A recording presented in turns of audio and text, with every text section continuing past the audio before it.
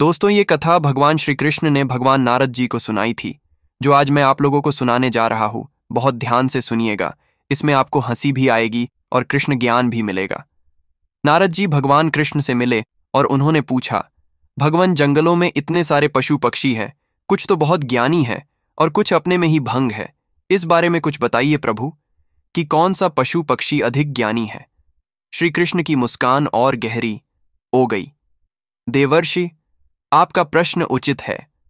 हर प्राणी अपने कर्मों और संस्कारों के अनुसार प्रकृति और बुद्धि प्राप्त करता है। ज्ञान और अहंकार का भेद समझना आवश्यक है।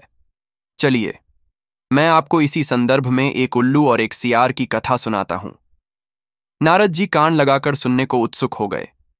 श्री कृष्ण ने कहना प्रारंभ किया, एक घना जंगल था। उस जंगल के बीचों बीच एक प्राचीन खंडहर हो चुके महल के अवशेष थे। उसी खंडहर की सबसे ऊंची मीनार पर एक उल्लू रहा करता था। वह स्वयं को अत्यंत ज्ञानी और तत्वदर्शी समझता था। रात भर वह अपनी कर्कश आवाज में हू हू करके मानो सारे जगत को अपने ज्ञान का उपदेश देता रहता। उसे लगता था कि संसार का सारा ज्ञान उसी के पास संचित है और बाकी सब प्राणी अज्ञानी हैं। उसी जंगल में एक चतुर सियार भी रहता था। वह व्यवहारिक और अवसरवादी था। वह अपनी बुद्धि और चालाकी से अपना जीवनयापन करता था। उसने कई रातों से उल्लू की डींगें सुनी थीं।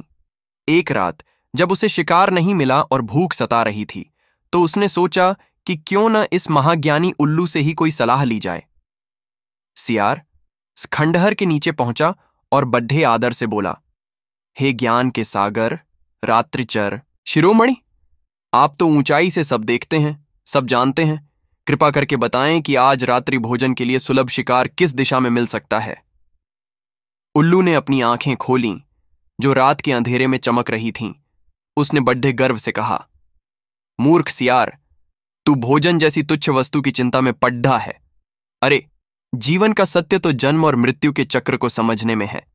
आत्मा की अमरता और परमात्मा के स्वरूप का चिंतन कर, यही सच्चा ज्ञान है। शिकार तो नश्वर है, क्षण भंगुर है। नारद जी सुनकर मुस्कुरा दिए।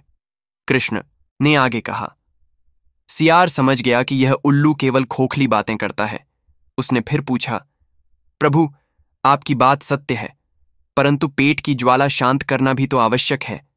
क्या आप यह बता सकते हैं कि निकट भविष्य में जंगल में कोई खतरा तो नहीं मंडरा रहा, कोई शिकारी या कोई बद्धा हिंसक पशु?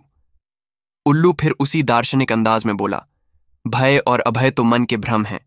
जो होना है वह होकर रहेगा। काल चक्र को कौन टाल सकता है? तू इन व्यर्थ का चिंताओं को त्याग कर आत्मचिंतन में मन लगा। अब सियार को पूरा विश्वास हो गया कि इस उल्लू के पास व्यवहारिक ज्ञान का लेश मात्र भी नहीं है। वह केवल सुने सुनाए शब्दों का आडंबर करता है। उसने उल्लू को धन्यवाद दिया और चुपचाप वहां से खिसक लिया। अपनी सूझबूझ और चौकन्नेपन से उसने थोड़ी ही देर में एक छोटा जानवर पकड़ लिएच लिया और अपनी भूख शांत की।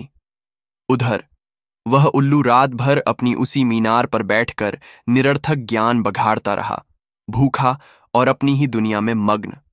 कथा समाप्त करके श्री कृष्ण ने नारद की ओर देखा। तो देवर्षि, इस कथा से आपने क्या समझा? नारद जी ने हाथ जोड़ ढाकर कहा, प्रभु, आपने सत्य कहा। सच्चा ज्ञान वह नहीं जो केवल शब्दों में हो, बल्कि वह है जो जीवन में उतरे, व्यवहार में दिखे।